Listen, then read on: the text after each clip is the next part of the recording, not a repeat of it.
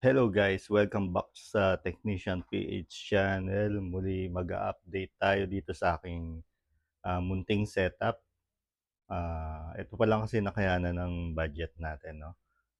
So, sa gustong malaman kung ano ba mangyayari pag pinagsama mo tong CST Energy, parang Gentile din to eh. At saka itong watt cycle.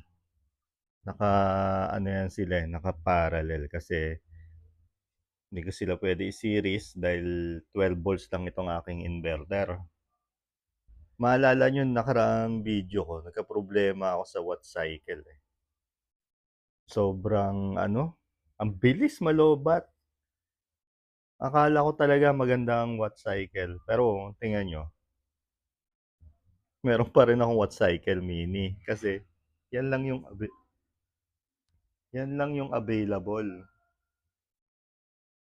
Oo, wala ka talagang mabili, puro pre-order dahil ang taas nga ng demand.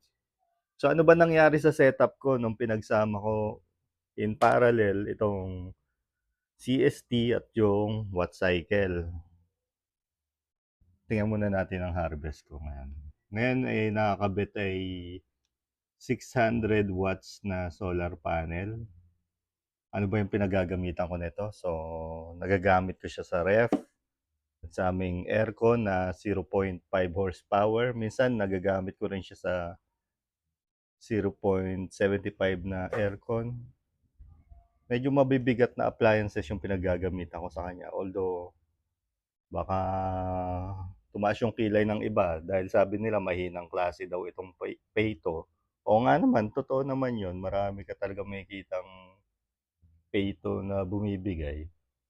Pero siguro, wag nyo lang sasagarin yung niya, yung 3,000 watts na yan. Ano niya lang siguro, siguro yan yung yung yung surge na kaya niya. Pero yan nga, ang continuous niya ay 1.5.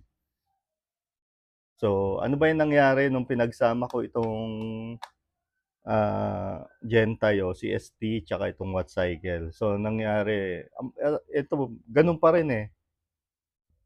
Hindi talaga kagandahan itong watt cycle eh. Ang nakita kong voltahe niya, ganun din, halos 13.7. Hindi kagaya nito, maabot to ng 14.6 volt tong CST eh. Pero itong watt cycle, nung bago yun 13.7 lang sagad na, ayaw na madagdagan, eh. Pero nung nung pinarallel ko sila, kasi itong CST meron 'tong Bluetooth, eh, nakita ko wala pa akong load nagdi-discharge 'tong CST. Kasi ang nangyayari china-charge niya naman yung kulang nitong watt cycle.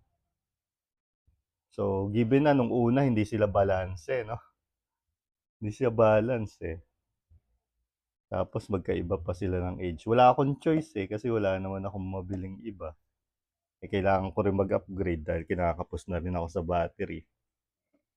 So, katagalan na nangyari, nagparehas din sila. Nag-balance din.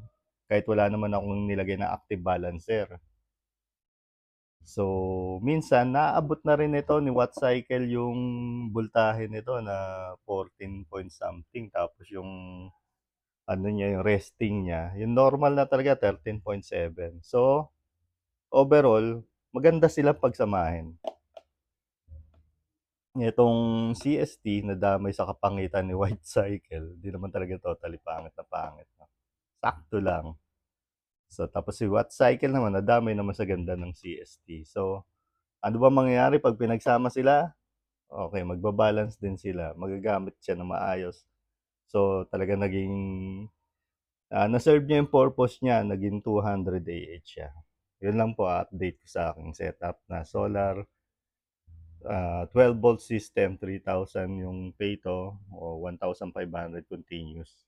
Nagagamit ko siya sa rep, rice cooker, plancha, lahat ng mabibigat dito namin ginagamit. Okay, okay pa naman, buhay pa naman si Peto. Ilang buwan na rin setup na, nag-start pa ako ng summer.